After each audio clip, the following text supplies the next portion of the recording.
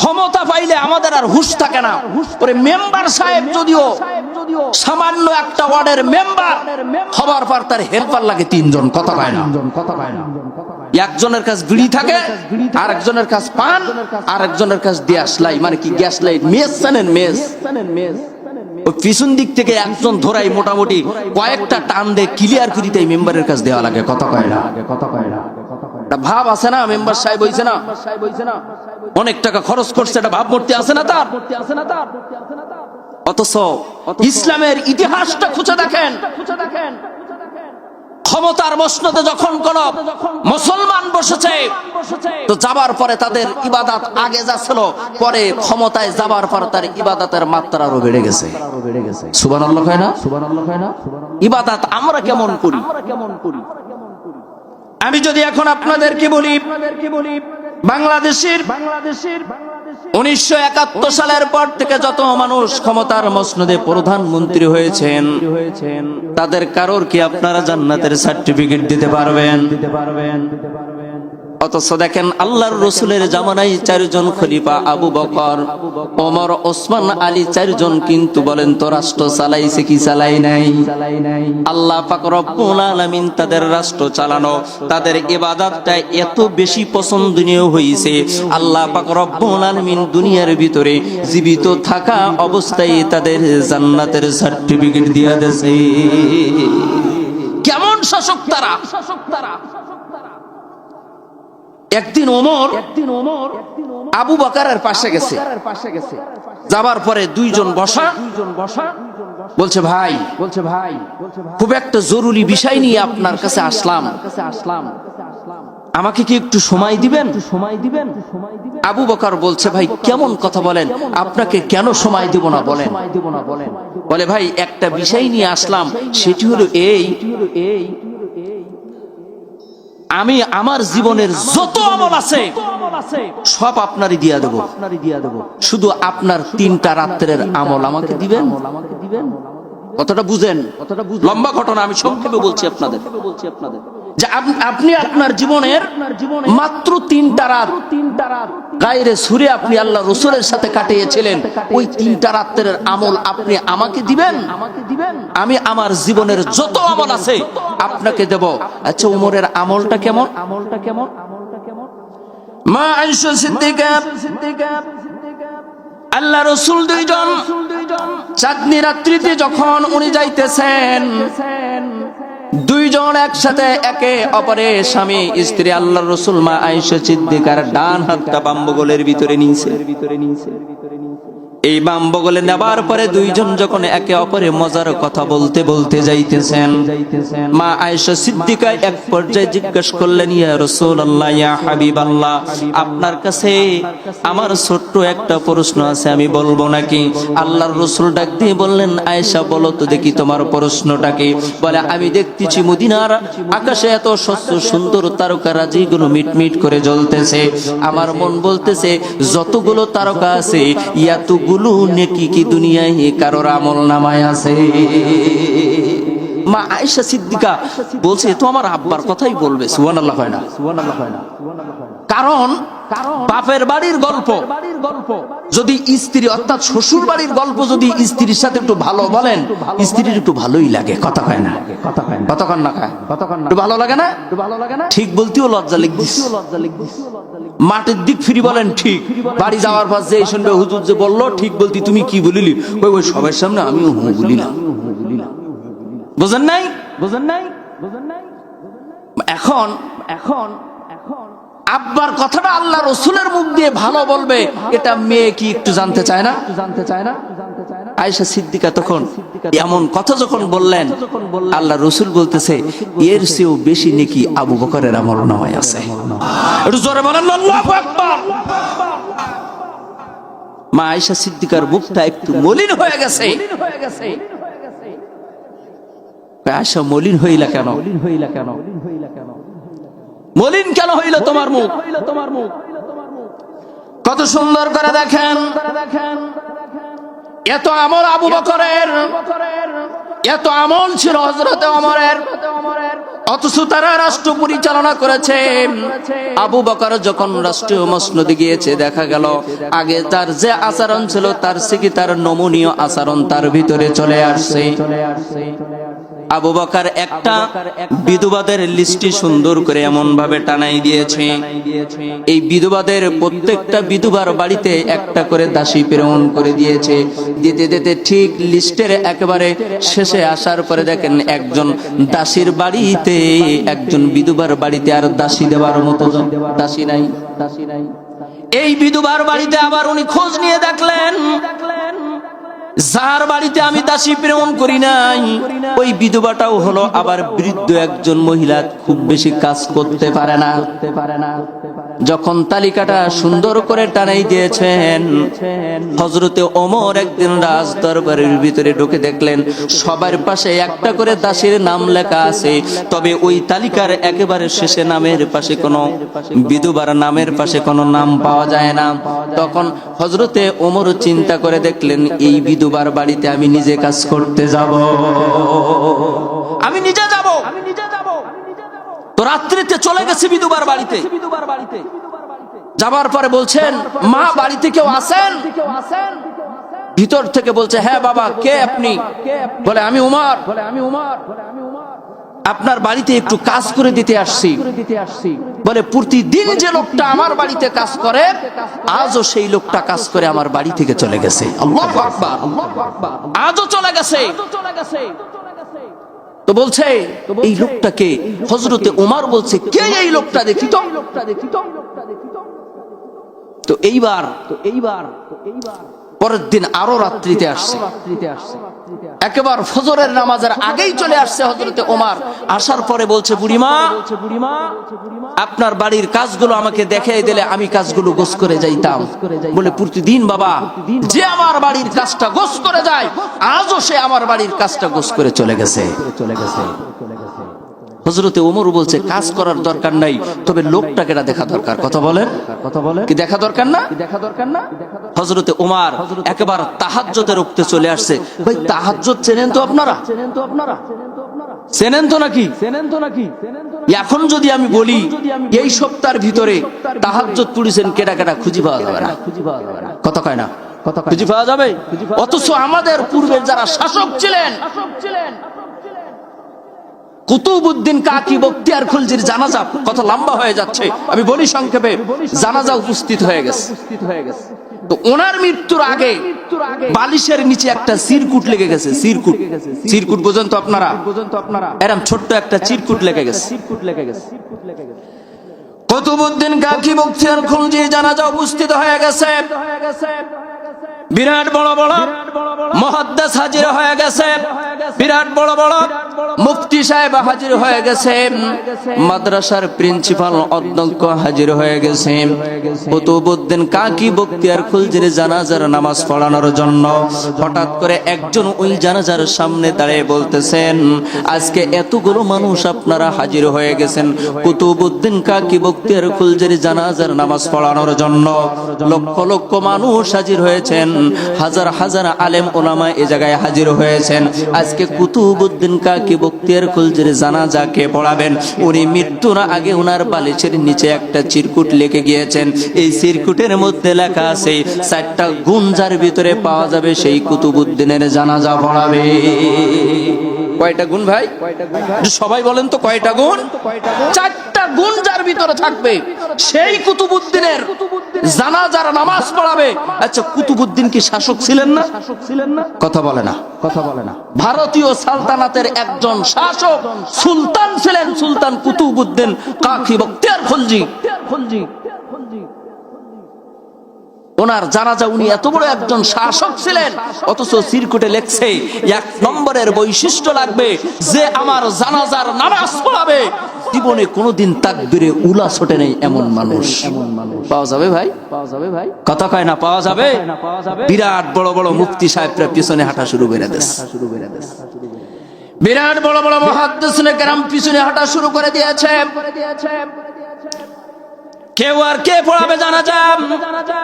এটা হলো 1 নাম্বার কারণ বলার কারণে তাকবীরে উলা যেদিন থেকে বুদ্ধি হয়েছে, যেদিন থেকে তার উপরে নামাজ ফরজ হয়ে গিয়েছে, ওই দিন থেকে আজ পর্যন্ত অদ্যবধি যারা তাকবীরে উলা ছুটে যায় নাই। ঠিক এমন একটা মানুষ কুতুবউদ্দিন কাকি বখতিয়ার খলজির জানাজার নামাজ পড়াবে।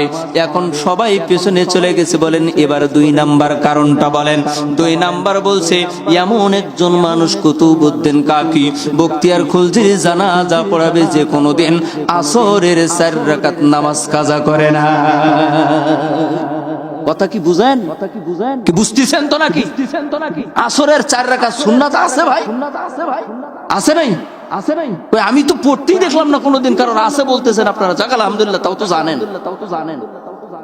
আসরের 4 রাকাত সুন্নাত জীবনে কোনোদিন কাজা হয় নাই। এমন মানুষ যদি আজকের এত লক্ষ লক্ষ মানুষের ভিতরে যদি থাকে, তাহলে সেই জানাজা পড়াবে। 3 নাম্বার এমন একজন মানুষ কুতুবউদ্দিন কাকি বখতিয়ার খলজির জানাজার নামাজ পড়াবে যে কোনো দিন তাহাজ্জুদ কাজা হয় না। আল্লাহু আকবার। দেখছেন 4টা সত্য দেখেন। আচ্ছা বলেন তো দেখি, যিনি এই সত্য করে যাচ্ছেন তিনি মনে হয় আদায় করেন। কি করছে না? কুতুবউদ্দিন কাকি বখতিয়ার খলজি বলছে জীবনে যার কোনোদিন তাহাজ্জুদ নামাজ কাজা হয় নাই, আরে ভাই আমাদের কাছে ফরজ নামাজেরই খবর নাই। এখন তারাবি আসতেছে, তাও ফতোয়া শুনবে, হুজুর তারাবি পড়িনি, তার রোজা রাখবো না, কি করবো? কথা কয় না, কতক্ষণ না কয়? এই প্রশ্ন আসে না? বলেন আসে না? এরপর তারাবি নিয়ে তো গন্ডগোল বাঁধবে চরম আকারে। 8 রাকাত পড়বো না 20 রাকাত পড়বো। কথা কয় না? কথা খেয়াল করেন বাবা, এরাও শাসক ছিল। আর এখন আগে আমরা জানতাম নামাজ পড়তে গিয়ে হাত বান্দানে মারামারি করতাম, বুকি বাঁধবো না নাবির নিচে বাঁধবো, কিন্তু রুকুই কোন জায়গায় বাঁধবো এনে কোনো মারামারি ছিল না। ছিল নাই ভাই? কি ছিল নাই ভাই? কিন্তু ফট করে আমি নির্বাচনের আগে একটা ভিডিও আমার সামনে আসলো, দেখলাম আমাদের দেশের বড় একজন শাসক রুকুই গিয়ে হাত যে কোথায় বাঁধলো বুঝতেও পারলাম না। কথা কয় না? কতক্ষণ না কয়? দেখেন নাই ভিডিওটা আপনারা? দেখেন নাই?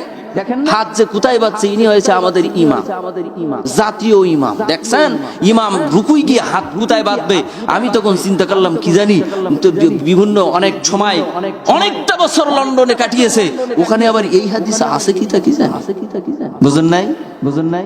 বন্ধুরা আমার কথা খেয়াল করেন। 4 নাম্বার বললেন এমন একটা গুণের অধিকারী হওয়া লাগবে।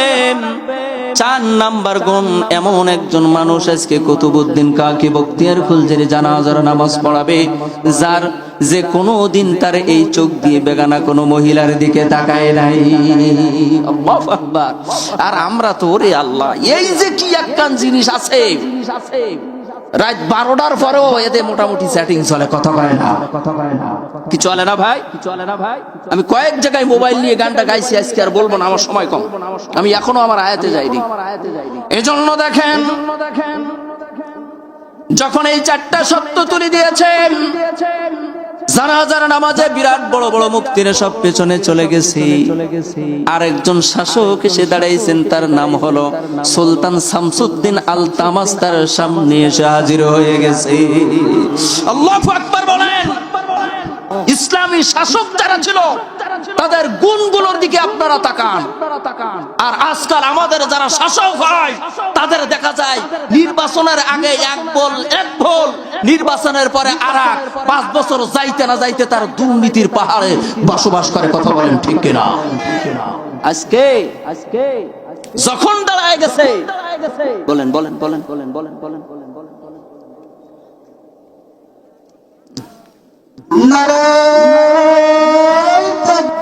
সবাই বলেন আলহামদুলিল্লাহ। আজকের মাহফিলের প্রধান আকর্ষণ, প্রধান বক্তা হযরত মাওলানা এম হাসিবুর রহমান সাহেব, উনি আমাদের মাঝে পৌঁছে গেলেন। বলেন আলহামদুলিল্লাহ। অনেক দূর দূরান্ত থেকে আসতেছে। ওনার আলোচনা শুনবেন না চলে যাবেন? চলে যাবেন নাই? আমারে একজন বলছে, আসতে গিয়ে কানে কানে বলছে যে দেও ভাই আপনি আলোচনা করার পরে যখন চলে যান তখন কিছু মানুষ উঠে যায়। তা আমি বললাম আরে ভাই সব কি বাইরের বক্তার ভক্ত হবে? আমাদেরও তো ভক্ত 2-1 আছে। কথা কয় না? আছে না? তবে আজকে থাকবেন, ঠিক আছে তো সবাই? আমি আলোচনা সংক্ষেপ করি, শোনেন। সুলতান শামসুদ্দিন আলতামাস সামনে গিয়ে দাঁড়ায় গেছে, বলছে দেখো কুতুবরে, আজকে তুই চলে গেলি, আমাকে জাহির করে গেলি, আজকে কুতুবউদ্দিন কাকি বখতিয়ার খলজির জানাজার নামাজ আমি নিজেই পড়াবো। আল্লাহ আছেন, আল্লাহ আছেন, আল্লাহ আছেন। চিনতে পেরেছ না?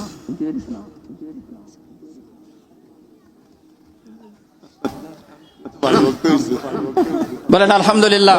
আমাদের গাবরে ইউনিয়নের মাননীয় চেয়ারম্যান সাহেব উনি আমাদের মাঝে পৌঁছে গেছেন। আজকের মাহফিলের প্রধান অতিথি। আমি বুঝতে পারছি আমার কতক্ষণ যাবে, আমি এবার আমার আয়াতের দিকে একটু যাই। তো দেখেন এই শাসক কেমন শাসক হইল, যাবার আগে 4টা শর্ত দিয়ে গেছে, এই 4টা যার ভিতরে পাওয়া যাবে সে আমার জানাজা পড়াবে। মুফতি সাহেব পেছনে চলে গেছে, মুহাদ্দিস সাহেব পেছনে চলে গেছে, কোরআনের হাফেজ পেছনে চলে গেছে, কিন্তু সামনে দাঁড়ানোর মতো আরো আরেকজন শাসক শামসুদ্দিন আলতামাস দাঁড়িয়ে গেছে। একটু জোরে বলেন না আল্লাহু আকবার। কি শাসক ছিল তারা, কথা খেয়াল করেন। হযরত সুলাইমান আলাইহিস সালাতু ওয়াস সালাম ইনি একজন ইসলামের যতগুলো বড় বড় শাসক ছিলেন তার ভিতরে তিনি একজন ছিলেন হযরত সুলাইমান আলাইহিস সালাতু ওয়াস সালাম। উনি আল্লাহ পাক রব্বুল আলামিনের কাছে দোয়া করছিলেন, আল্লাহ আপনি আমাকে এমন একটা রাজত্ব দান করবেন যে রাজত্ব ইতিপূর্বে আপনি আর কাউকে দান করেন নাই। হ্যাঁ রব্বুল আলামিন, আপনি আমাকে এমন একটা যানবাহন আপনি আমার জন্য ব্যবস্থা করে রাখবেন, ইতিপূর্বে কাউকে এই যানবাহন আপনি দেন নাই। আপনি আমাকে এত বড় পরিধি একটা রাজত্ব আপনি আমাকে দান করবেন, ইতিপূর্বে আপনি আর কাউকে এমন রাজত্ব দান করেন নাই।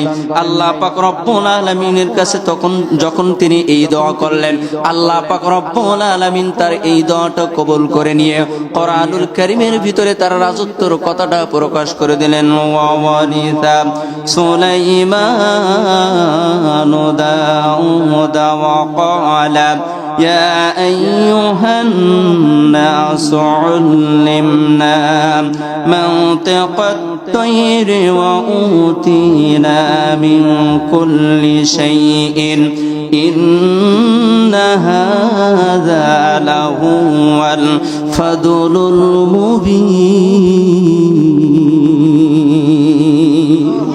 আল্লাহ পাক রব্বুল আলামিন সাথে সাথে তার দোয়াটা কবুল করে নিয়ে তার পিতার স্থলাভিষিক্ত দাউদ আলাইহিস সালাতু ওয়াস সালামের স্থলাভিষিক্ত করে তাকে তার স্থলায় বসায় দিয়ে দিলেন। বলেন তো দাউদ আলাইহিস সালাতু ওয়াস সালাম তিনিও একজন বাদশা ছিলেন।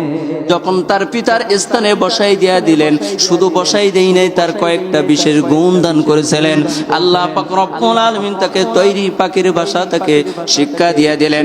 এরপরে বিহঙ্গ কুলের সমস্ত ভাষা তার কাছে শিক্ষা দিয়া দিলেন। এরপরে এমন একটা রাজত্ব তার কাছে দিয়েছিলেন। আল্লাহ পাক রব্বুল আলামিন দেখেন তাকে মানুষের অনুগত্য, শুধুমাত্র মানুষের বাদশাহই হন নাই, জেন দেও দানব দত্ত এমনকি পক্ষীকুল সমস্ত কুলের তিনি একজন বাদশা ছিলেন। তার নাম ছিল হযরত সুলাইমান আলাইহিস সালাতু ওয়াস সালাম। এই সুলাইমান আলাইহিস সালাতু ওয়াস সালাম পৃথিবীর বুকেও কিন্তু তাকে তার শাসনের জবাবদিহিতা করা লাগছে। আল্লাহু আকবার, জবাব দেওয়া লাগছে তার শাসনের। এখন তো আমাদের শাসকদের কোনো জবাবদিহিতা করা লাগে না, কথা কন না কে, কোনো জবাবদিহিতা নাই। অথচ হাদিস শরীফের ভিতরে আসছে কুল্লুকুম রাঈব ওয়া কুল্লুকুম মাসউলুন, প্রত্যেক অধীনস্থদের ব্যাপারে আল্লাহ পাক রব্বুল আলামিন জিজ্ঞাসিত করবেন। বলো তো দেখি, একজন মেম্বারের কাছে প্রশ্ন করবেন, বলো তুমি তোমার ওয়ার্ডের মানুষের সাথে কেমন আচরণ করছিলে, তাদের হক আদায় করেছো কিনা। একজন চেয়ারম্যানের কাছে তার ইউনিয়ন সম্পর্কে প্রশ্ন করা হবে, কুল্লুকুম রাঈ ওয়া কুল্লুকুম মাসউলুন, বলো তো তুমি তোমার ইউনিয়নের যত জনগণ ছিল তাদের সাথে কেমন আচরণ করছিলা। একটা দেশের ভিতরে যিনি প্রধানমন্ত্রী হবেন তার কাছেও এই প্রশ্ন করা হবে, বলো তুমি তোমার দেশের প্রত্যেকটা মানুষের হক আদায় করতে পারছিল কিনা, বলো। বলতেই হবে, এই জবাব আল্লাহ পাক রব্বুল আলামিনের কাছে দেওয়া লাগবে। একটা কথা মনে পড়ে গেছে, হযরত ওমরের আমলে হঠাৎ করে উনি রাজ দরবারে দাঁড়িয়ে ঘোষণা দিয়ে দিলেন, আমার রাজ্যে যে চোর ধরা হয় এই চোরদের আর হাত কাটবা না। কি বলছে? চোরের বিচার তো হাত কাটা। কোরআনের আইন চালু করছিল ওমর, কোরআনের আইন চালু করছিল ওসমান, কোরআনের আইন চালু করছিল আলী, কোরআনের আইন আমার নবী চালু করার কারণে ইয়াসরিব নামের ওই জায়গাটা খুব তাড়াতাড়ি সোনার মদিনায় পরিণত হয়ে গেছে, শুধুমাত্র কোরআনের আইন চালু করার কারণে। হঠাৎ করে হযরত ওমর যখন ঘোষণা দিলেন, আমার রাষ্ট্রে যত চোর ধরা পড়বে এই চোরদের আর হাত কাটবা না, সমস্ত যখন সাহাবায়ে কেরাম ওমরের পাশে গিয়ে বলছে, ওমর কোরআন বলছে হাত কাটতে, তুমি কেন নিষেধ করলা, কারণ কি? ওমর চুপ করে বসে আছে, কোনো জবাব দেয় না। আবার গিয়ে বলছে, ওমর কোরআনের বিরুদ্ধে কেন তুমি অবস্থান নিলা, তার কারণটা কি? হযরতে ওমর ডাক দিয়ে বললেন, দেখো একটা দেশের ভিতরে যখন কোনো মানুষ বাস করে কমপক্ষে ওই মানুষের 5টা মৌলিক অধিকার আগে আদায় করতে হবে। কয়টা? সবাই বলেন কয়টা? 1 নম্বর কি বলেন তো? খাদ্য, বস্ত্র, বাসস্থান, শিক্ষা, চিকিৎসা। কয়টা জিনিস? 5টা জিনিস তার মৌলিক অধিকার। আমি ওমর এই 5টা মৌলিক অধিকার এখনো নিশ্চিত করতে পারি নাই। অতএব যে শাসক আমার কাছে আছে, আমি যে শাসন ক্ষমতায় বসলাম, তাদের খাদ্যর নিশ্চয়তা দিতে পারি নাই, আমি তাদের হাত কাটার নিশ্চয়তা কেমনে দেব? কথা বুঝেন নাই মনে হয়? ওমরের শাসন ইসলামের ইতিহাসে সবচেয়ে স্বর্ণযুক্ত হলো হযরত ওমর। 10টা বছর রাজত্ব করেছে, দ্বিমত করার মতো মানুষ খুঁজে পাওয়া যায় না। কত সুন্দর করে দেখেন, যখন সুলাইমান আলাইহিস সালাতু ওয়াস সালাম উনি যখন সুন্দর করে রাষ্ট্র ক্ষমতার ভিতরে উনি বসে গেছেন, আল্লাহ পাক রব্বুল আলামিন তার দোয়া কবুল করে নিছেন। সুন্দর করে বলছেন, দেখো আমি 2টা কথা বলে কথা শেষ করব। 1 নাম্বার, এক পিপিলিকা তার কাছে তার রাজত্ব সম্পর্কে প্রশ্ন করেছে। বলবো নাকি? কষ্ট হচ্ছে নাকি আপনাদের? চেয়ারম্যান সাহেবকে বসায় রেখে কথা বলছি, বলেন আলহামদুলিল্লাহ। বললেন শুনি আলহামদুলিল্লাহ, আলহামদুলিল্লাহ। যখন দেখেন বলছেন, দেখো সুন্দর করে একটা পিপিলিকার সাথে হযরতে সুলাইমান আলাইহিস সালাতু ওয়াস সালামের কথা হয়েছে। কোরআনুল কারীমের ভিতরে আল্লাহ পাক রব্বুল আলামিন পছন্দ করে এই কথাটা রেকর্ড করে তিনি দিয়া দিলেন, হাত্তা ইযা আতাউ আলা ওয়াদিন নামলি ক্বালাত নামলাতু ইয়া আইয়ুহান النمل ادخلوا مساكنكم لا يحتمنكم سليمان وجنوده وهم لا يشعرون। সুলাইমান আলাইহিস সালাতু ওয়াস সালাম উনি একবার চিন্তা করে দেখলেন, আমি আমার রাজ্যের ভিতরে একটু ভ্রমণে যাব। অনেকগুলো সৈন্য নিয়ে, অনেকগুলো অশ্ববাহিনী, পদাতিক বাহিনী, হস্তি বাহিনী নিয়ে উনি যখন ভ্রমণের জন্য বাইরে হয়ে গেলেন, যাইতে যাইতে উনি সাদির উপত্যকার উপরে যখন পৌঁছে গেলেন, যাবার পরেই উনি এবার সাদিক উপত্যকায় যাবার পরে যখন যাইবেন, এমন সময় বাতাস একটা কথা তার কানে এসে বলছেন, পিপিলিকার সর্দার ডাক দিয়ে বলতেছেন, ইয়া আইয়ুহান নামলু উদখুলু মাসাকিনাকুম, দেখো হে পিপিলিকার সম্প্রদায়, তোমরা এই মুহূর্তে তোমাদের গর্তের ভিতরে প্রবেশ করবা, কারণ এই পথ দিয়ে সুলাইমান আলাইহিস সালাতু ওয়াস সালাম আসতেছে। হয়তো তিনি তার অগোচরে আমাদের ছোট প্রাণীগুলো তাদের পায়ের সাথে আমাদের পিষ্ট করে ফেলবে। আমরা পিপিলিকাকে খুব একটা গুনি নাকি ভাই? হ্যাঁ, কত পায়ের তলায় মোটর সাইকেলের চাকার নিচে বসলেই ঠাস করে মাইরা দিয়ে চলে যায়। তো পিপিলিকার বাদশা যখন তিনি এই কথা বললেন, ইয়া আইয়ুহান নামলু, হে পিপিলিকার সম্প্রদায়, উদখুলু, তোমরা প্রবেশ করো, গর্তের ভিতরে তোমরা চলে যাও। কারণ এই পথ দিয়ে কিন্তু সুলাইমান আলাইহিস সালাতু ওয়াস সালাম আসছে। এই কথাটা বাতাস সুলাইমান আলাইহিস সালাতু ওয়াস সালামের কথা শুনতেন, তখন এই কথাটা নিয়ে সুলাইমান আলাইহিস সালাতু ওয়াস সালামের কানে গিয়ে বলছে, কথা খেয়াল করেন, যে আপনি নাকি পিপিলিকার দলবল সব মেরে ফেলবেন, এজন্য তার বাচ্চা তাদেরকে গর্তে যাওয়ার জন্য বলে দিয়েছে। তখন সুলাইমান আলাইহিস সালাতু ওয়াস সালাম বলছে, এতদিন জানতাম দেয়ালেরও কান আছে, আজকে বললাম না বাতাসেরও কান আছে। কথা কয় না? কি আছে না? তো সুলাইমান আলাইহিস সালাতু ওয়াস সালামের কাছে যেই বলছে, কয় আমার নামে এত বড় মিথ্যা একটা অপবাদ দাও, তাও পিপিলিকা, তো হাতিতে দিলি তো মেনে নিও। কথা কান না কেন? কি তাই না? কাই পিপিলিকা ধরো আমার নামে অপবাদ, এই ধরো পিপিলিকার বাচ্চারে। সুলাইমান আলাইহিস সালাতু ওয়াস সালাম পিপিলিকার বাচ্চাকে আনলেন, আনার পরে নিজের হাতের উপরে উঠাইলেন। কারণ কথা বলতে গেলে একটু সমান সমান লাগে। কথা কয় না? কয় তোর সাথে কি লড়বো, তুই তো আমার লেভেলেই নাই। কথা কয় না? একটু লেভেলে লড়া লাগে। এই জন্য সুলাইমান আলাইহিস সালাতু ওয়াস সালাম পিপিলিকাকে সুন্দর করে হাতের উপরে নিয়ে বলছে, কি ব্যাপার, আমার এমন বড় একটা মিথ্যা অপবাদ দিলা, তার কারণটা কি? পিপিলিকা জবাব দিয়ে দিল, বাদশা সুলাইমান, বোঝা গেল তুমি পয়গম্বর, তবে আমার বক্তব্যটাও তুমি ফুল শোনো না। কথা কয় না?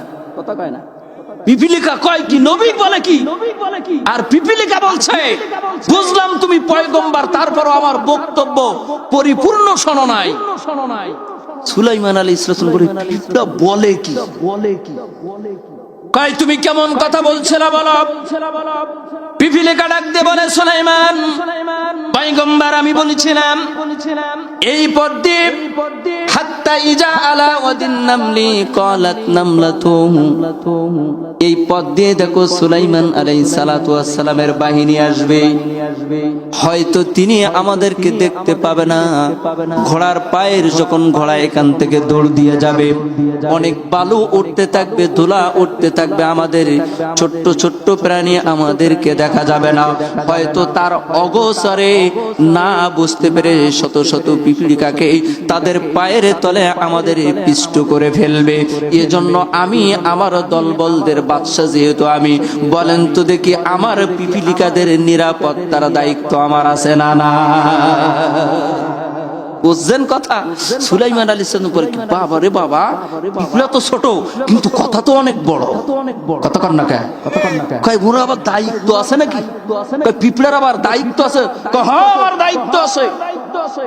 কয় কি দায়িত্ব আছে তোমার? বলে তোমার যেমন দায়িত্ব আছে তোমার রাজ্যের প্রত্যেকটা মানুষের খবর নেওয়া, আমারও দায়িত্ব আছে আমার প্রত্যেকটা পিপলার খবর নেওয়া। সুবহানাল্লাহ কয় না? আমারও দরকার আছে। তো বলছে বাহ, এর সাথে তো কথা বলে মজাই পাওয়া যায়। কয় তুমি এই জ্ঞান কোথায় পাইলে? এত জ্ঞান গর্ব কথা কোথা থেকে বলছো বলবা? কয় আপনার রাজ্য চালাইতে গেলে যতটুকু জ্ঞান দরকার ততটুকু জ্ঞান আল্লাহ আপনাকে দিয়েছেন, আমার রাজ্য চালাইতে যতটুকু জ্ঞান দরকার ততটুকু আল্লাহ আমাকেও দিয়েছে। জোরে বলেন আল্লাহু আকবার। যত কথা বলে তত বলেন তো প্রশ্ন করতে মন চায় না? কথা কয় না? মন চায় না? সুলাইমান আলাইহিস সালাতু ওয়াস সালাম এবার বললেন, এ বহিঙ্গ কুলের সন্তান তুমি বলো, হে পিপিলিকার বাদশা তুমি বলো, তোমার সাথে তো কথা বলতে বড় ভালো লাগে। এখন এক নাম্বার আমি তোমার কাছে একটা প্রশ্ন করি, তুমি কি উত্তর দিবা? বলে হ্যাঁ দেব। বলে বলো তো দেখি তোমার রাজত্বটা ভালো নাকি আমার রাজত্বটা ভালো? পিপিলিকা জবাব দিয়ে দিলেন, বলে নবী সুলাইমান যেহেতু তুমি আমার কাছে শুনতে চেয়েছো, এজন্য আমিও কথা বলার একটা সুযোগ পাইলাম, আমি বলে দিলাম আপনার থেকে আমার রাজত্বটা অনেক ভালো। তাফসীরের কথা, তাফসীরে ইবনে কাসিরের ভিতরে আপনারা দেখবেন সূরা নামল, নামল শব্দের অর্থ কি ভাই? পিঁপড়া। একটু সবাই বলেন পিঁপড়া। দেখবেন সূরা নামলের 16 নম্বর আয়াত থেকে শুরু হয়েছে সম্পূর্ণ তাফসীরের কথা। তাফসীর ইবনে কাসির রাহমাতুল্লাহ আলাইহি কত সুন্দর করে একের পর এক প্রশ্নগুলো উঠাই ধরছে, কত সুন্দর করে দেখেন। বলে নবী সুলাইমান আপনার কাছে আমার একটা অভিযোগ আছে। বলে পিঁপড়ারও আবার অভিযোগ আছে নাকি? বলে হ্যাঁ, একটা অভিযোগ আপনার প্রতি আমার আছে। আপনি আল্লাহ পাক রব্বুল আলামিনের কাছে দোয়া করছিলেন, আল্লাহ আপনি আমাকে এমন একটা রাজত্ব দান করবেন যা ইতিপূর্বে কাউকে দেন নাই, আমার পরেও কাউকে দেবেন না। বলে এইটা নিয়ে তোমার ভিতরে আবার আফসোস কিসের, অভিযোগ কি? বলে একটা মাত্র অভিযোগ হলো এই, আপনি এই দোয়াটা কেন করলেন? আপনি যেহেতু বিরাট বড় একজন বাদশা হইছেন দুনিয়ার বুকে, আপনার মতো আরো কয়েকজন বাদশা যদি দুনিয়ায় আসতো, তাতে কি বলেন তো আপনার কোনো ক্ষতি হইতো নাকি? কথা বললো কি? আপনি এই দোয়া কেন করলেন? আপনি আপনার মতো চাইতেন, এই দোয়া আপনি কেন করলেন যে আল্লাহ আমাকে দেবেন, আমার পূর্বে এমন বাদশাহী কাউকে দেন নাই, আমার পরে কাউকে দিবেন না, এমন একটা বাদশাহী আপনি কেন চাইলেন? আপনার মতো আরো 10টা বাদশা যদি পৃথিবীতে আসতো, তারাও তো ইসলামের খেদমত করত। কথা বলেন, কথা বলেন। সুলাইমান আলাইহিস সালাম বলে, হায় রে, পিপড়িকা বলে কি, এই জ্ঞানে পাইলো কই? এবার প্রশ্ন করছে বলা, পিপড়িকা তুমি তো বললে আমার রাজত্বের থেকে তোমার রাজত্ব ভালো, তুমি বলো তোমার এই রাজত্ব কেমনে ভালো হইলো আমার থেকে? তুমি কি জানো আমার কত বড় একটা সিংহাসন আছে? তুমি কি জানো বাতাস আমার কথা শুনে? আমার আর্মি আছে, র্যাব আছে, পুলিশ আছে, ওসি আছে, ডিসি আছে, আমলা কামলা সব আছে, চৌকিদার থেকে শুরু করে যতগুলো প্রশাসন দরকার সমস্ত প্রশাসন আমি সুলাইমান আলাইহিস সালাতু ওয়াস সালাম আমার আছে। শুধু তাই নাই, জিনদের ভিতর থেকেও আমার সৈন্য আছে, জিনেরাও আমার কথা শোনে, পক্ষীকুল আমার কথা শোনে, বিহঙ্গকুল আমার কথা শোনে। তাহলে তুমি বলো আমার থেকে তোমার বাদশাহীতে এত মূল্য হইল কেমনে? পিপিলিকা ডাক দিয়ে বলে, নবী সুলাইমান, এ কারণে আমার এই রাজত্বটা তোমার থেকে উত্তম, কারণ আমার রাজত্ব পরিচালনায় কোনো পুলিশ লাগে না। আল্লাহু আকবার। কেমন দেখছেন? পুলিশ লাগে না, কারণ আমি বাদশা। আমি একবার আমার জবান দিয়ে বলছি, পিপিলিকার দল, ইয়া আইয়ুহান নামলু উদখুলু, যাও গর্তের ভিতরে চলে যাও। কেউ দ্বিমত পোষণ করে নাই, কেউ আন্দোলন করে নাই, কেউ রাস্তায় নামে নাই, একবার শুধু আমার জবান দিয়ে বললাম। বলার সাথে সাথে দেখেন তো রাস্তার ভিতরে আমি আর আপনি ছাড়া কোনো পিপিলিকা খুঁজে পাবেন না। আল্লাহু আকবার। ভাই এখন আপনি বলেন, আপনার রাজত্ব ভালো, পুলিশ লাগে, বিডিআর লাগে, আর্মি লাগে, আর আমি সামান্য একটা পিপিলিকার সর্দার, আমি পিপিলিকার বাদশা, আমার শুধু জবান লাগে, পুলিশ আর্মি বিডিআর লাগে না। আল্লাহু আকবার। এই কথাগুলো বলেন তো পিঁপড়া পাইলো কই? এই পিঁপড়ার কাছে আবার প্রশ্ন করলেন, হে পিপিলিকা বলো, তুমি তোমার এত বড় বাদশাহী তুমি কেমনে নিয়ন্ত্রণ করো? এত আদব তোমার ভিতরে তুমি কেমনে পরিচালনা করো? বলো রে পিপিলিকা। পিপিলিকা ডাক দিয়ে বললেন, নবী সুলাইমান, আপনার হাতে আল্লাহ পাক রব্বুল আলামিন মুজাজার একটা আংটি দিছে। কি দিছে ভাই? সবাই বলেন। সালেহ আলাইহিস সালাতু ওয়াস সালামের যেমন উটনি ছিল, এটা হলো তার মুজিজা। আদম আলাইহিস সালাতু ওয়াস সালামের লাঠি ছিল, এটা তার মুজিজা। ওই লাঠি সুলাইমান আলাইহিস সালাতু ওই লাঠি মুসা আলাইহিস সালাতু ওয়াস সালামের কাছে আসছেন, এটা তার মুজিজা। আর আপনি সুলাইমান, আপনার একটা মুজিজা হলো আপনার আংটি। আপনি আংটি খোলার পরে দেখেন তো আপনার বাদশাহী থাকবে কি যাবে, এটা চিন্তা কইরা দেখেন। জান্নাতের আংটি। আপনি দেখেন আমি পিপিলিকা, আমার কোনো আংটি নাই। আপনার রাজ্য পরিচালনার জন্য আপনার একটা যানবাহন বাদশাহী তখ্ত আল্লাহ পাক রব্বুল আলামিন আপনাকে দিয়েছেন। এই সিংহাসন এত বড় একটা সিংহাসন, যার ডান পাশের ভিতরে 300 জন গুণী বিজ্ঞ আলেম বসার মতো চেয়ার স্থাপন করা ছিল, তার বাম পাশে আরো 3 জন জিনদের ভিতর থেকে জ্ঞানী গুণী মানুষের বসার ব্যবস্থা ছিল। এমনকি তার সামনে তাফসীরের 2টা বর্ণনা আসছে। এখানে ওই সিংহাসনের সামনে একটা বর্ণনায় আছে 3 লক্ষ সাধারণ মানুষের বসার ব্যবস্থা, আর একটা তাফসীরের কিতাবের ভিতরে লেখছে 3 লক্ষ নাই, 10 লক্ষ মানুষের বসার ব্যবস্থা ছিল। সামান্য বাংলাদেশ 56,000 বর্গ মাইলের এই পথটাকে নিয়ন্ত্রণ করতে 300 এমপির প্রয়োজন, কয়েক ডজন মন্ত্রীর প্রয়োজন। এরপরও একটা মন্ত্রী পরিষদ আছে, আমাদের সংসদ ভবন আছে। এতদিন যাবত এক কক্ষে সম্ভব হচ্ছে না, এখন দ্বিকক্ষেরও প্রয়োজনীয়তা দেখা দিচ্ছে। কথা কয় না, কথা বলেন না কেন? দ্বিকক্ষের প্রয়োজনীয়তা দেখা দিচ্ছে। তাই সুলাইমান আলাইহিস সালাতু ওয়াস সালামের যে সিংহাসনটাই ছিল, এই সিংহাসনের যে পরিমাণ শ্রোতা বসতে পারতো, এই পরিমাণ শ্রোতা বসার মতো সংসদ ভবন আমাদের আছে? কত কয় না আছে? নাই।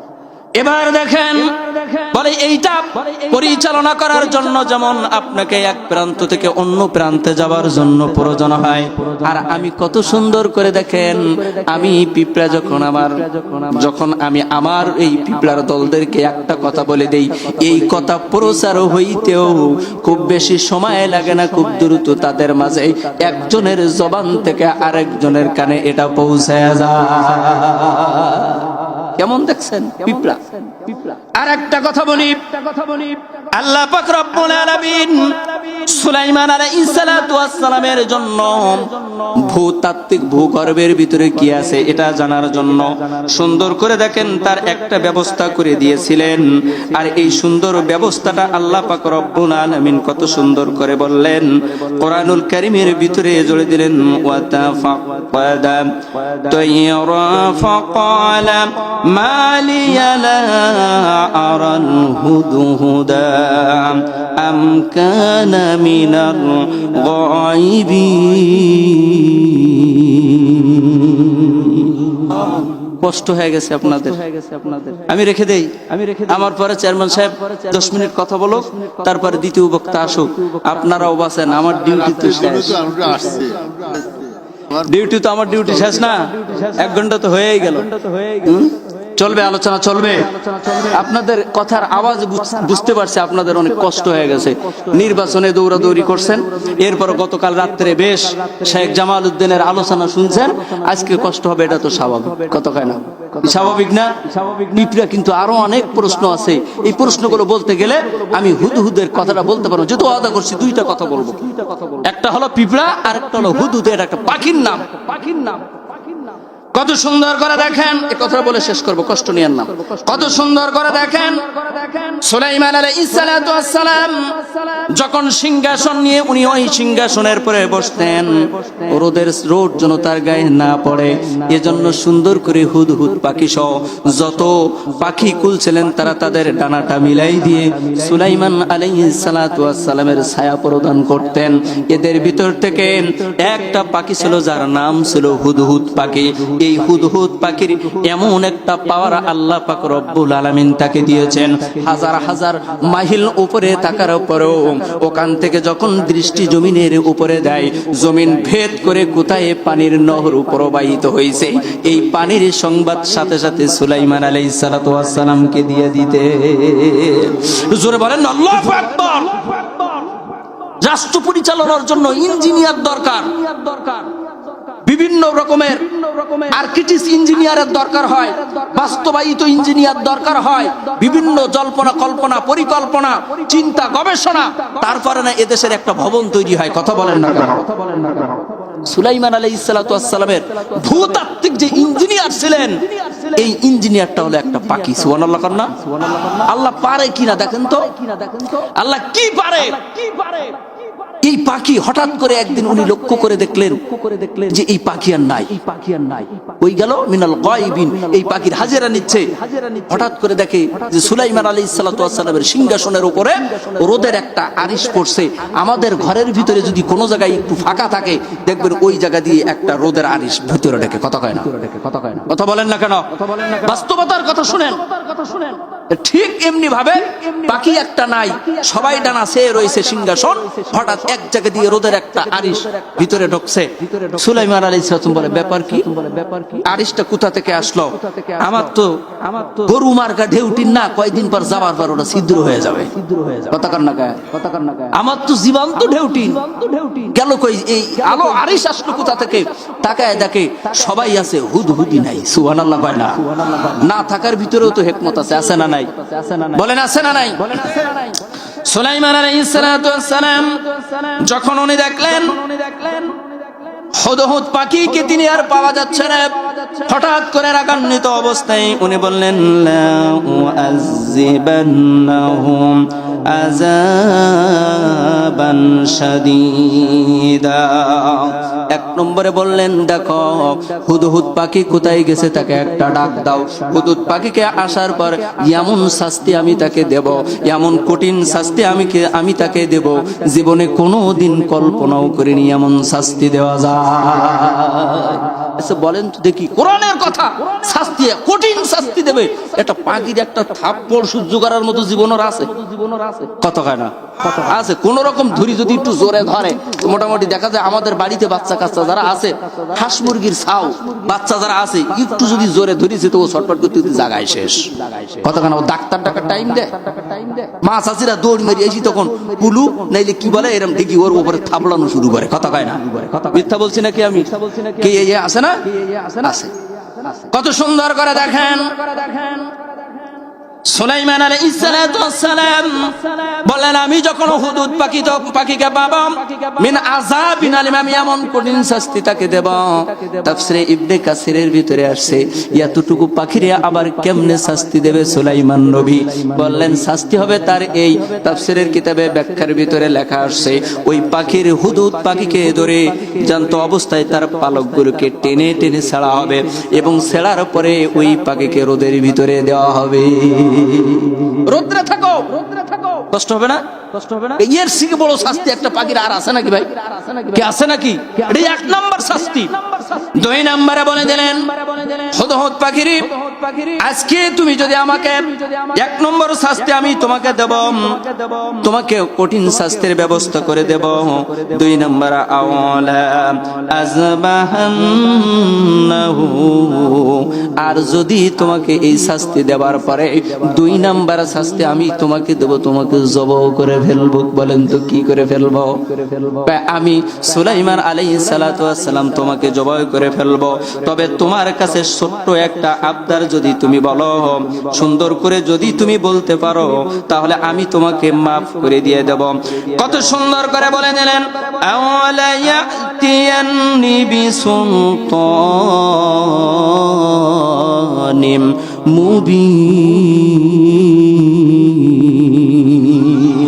তবে তুমি যদি উপযুক্ত কারণ দর্শাইতে পারো, উপযুক্ত যুক্তি যদি তুমি আমাদেরকে দেখাইতে পারো, তাহলে আমি তোমাকে দুইটার কোনোটাই দিব না। আল্লাহু আকবার। কত সুন্দর দেখেন শাসন ক্ষমতা কেমন ছিল। তাদের শাসন শুধু পৃথিবীর মানুষের উপরে ছিল না, তাদের শাসন জীব জন্তুর উপরেও তাদের প্রভাব কাটিয়ে দিয়েছে। অথচ এই আমাদের দিকের বোঝা যায় রাষ্ট্র ক্ষমতায় যারা বসে মোটামুটি তারা আর ডাইনি বাই তাকানোই মনে করে না, বলে পাইছে আর পাবো, যা হয় কিয়ামতের ময়দান হবে। এখন তো যায়, কথা কয় না, কথা কয় না। তাহলে আপনি দেখেন তো লক্ষ্য করে কত সুন্দর করে সুলাইমান আলাইহিস সালাতু ওয়াস সালাম পাখির উপরে তার শাসন কার্য পরিচালনা করেছে। আসো যদি তুমি আমার বিনা হুকুমে গিয়েছো এখান থেকে, তোমার এক নম্বর শাস্তি আমি তোমাকে কঠিন শাস্তির ব্যবস্থা করব, দুই নাম্বার আমি তোমাকে জবাই করে দেব। তবে সুলতানুল মুবিন যদি তুমি উপযুক্ত কারণ বলতে পারো, তাহলে আমি মাফ করে দেব। সুবহানাল্লাহ কয় না? এই হুদহুদ পাখি সুন্দর করে বলছেন,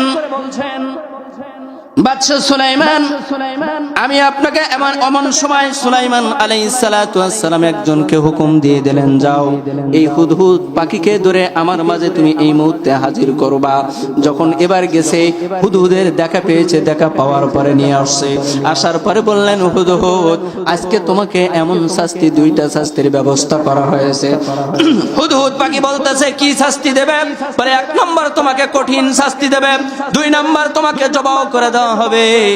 বললেন চলো, তবে তুমি যদি উপযুক্ত কারণ দর্শাইতে পারো, তাহলে তোমার দুইটার কোনোটাই হবে না। সুলাইমান আলাইহিস সালাতু ওয়াস সালামের দরবারে হুদহুদ পাখি যখন এসে পৌঁছালেন, আসার পরে রাগান্বিত অবস্থায় সুলাইমান বলতেছে, বলো হুদহুদ কোথায় গিয়েছিলা? আমার বিনা হুকুমে তোমার যাবার অনুমতি কে দিল বলো? এবার তখন বলতেছেন, বাদশাহ এর দিকে তাকাই, শুধু জমিনের উপরে না, জমিনের নিচের ভূগর্ভের খবর পর্যন্ত পর্যন্ত আমি বলতে পারি। আল্লাহু আকবার। দেখেন একটা ক্যামেরার ভিতরে মোবাইল, দেখেন এই মোবাইলের ক্যামেরা আছে, এই ক্যামেরার একটা হলো জুমিং পাওয়ার আর একটা হলো মেগাপিক্সেল। দুইটা জিনিস লাগে না? কি দুইটা না ভাই? একটা হলো মেগাপিক্সেল, তার কেমন 50 না 100 না 200 না কত আছে তার মেগাপিক্সেলটা দেখবেন। এরপর 2 নাম্বার তার জুমিং পাওয়ার। এমন একটা পাখি আল্লাহ এই দুনিয়াতে দিলেন যার নাম হলো হুদহুদ পাখি, যার ভিতরে মেগাপিক্সেলও আনলিমিটেড, জুমিং পাওয়ারও আনলিমিটেড। জোরে বলেন। আচ্ছা আল্লাহ যা দেয় কি কম দেয়? যদি বন্যা দেয় তাও তো কম দেয়, কথা কয় না? কি কম দেয় নাকি? কারণ আল্লাহ যা দেয় বিগয়রি হিসাব ছাড়াই দেবে, কোনো কথা নাই। এবার বললে বলো, আমি যখন জমিন থেকে হাজার হাজার মাইল উপরের ভিতরে ছিলাম, থাকার পরে যখন আমি জমিনের দিকে তাকালাম, আমি দেখলাম সাবার রানীর একটা সিংহাসন দেখা যাইতেছে। আমি দেখলাম ব্যাপার কি, এই জায়গায় আবার এই সিংহাসনটা কোথা থেকে আসলো? সমস্ত পৃথিবী শাসন করে নবী সুলাইমান, অথচ তার ভিতরে আবার কেডা? জোরে বলেন তো সুবহানাল্লাহ।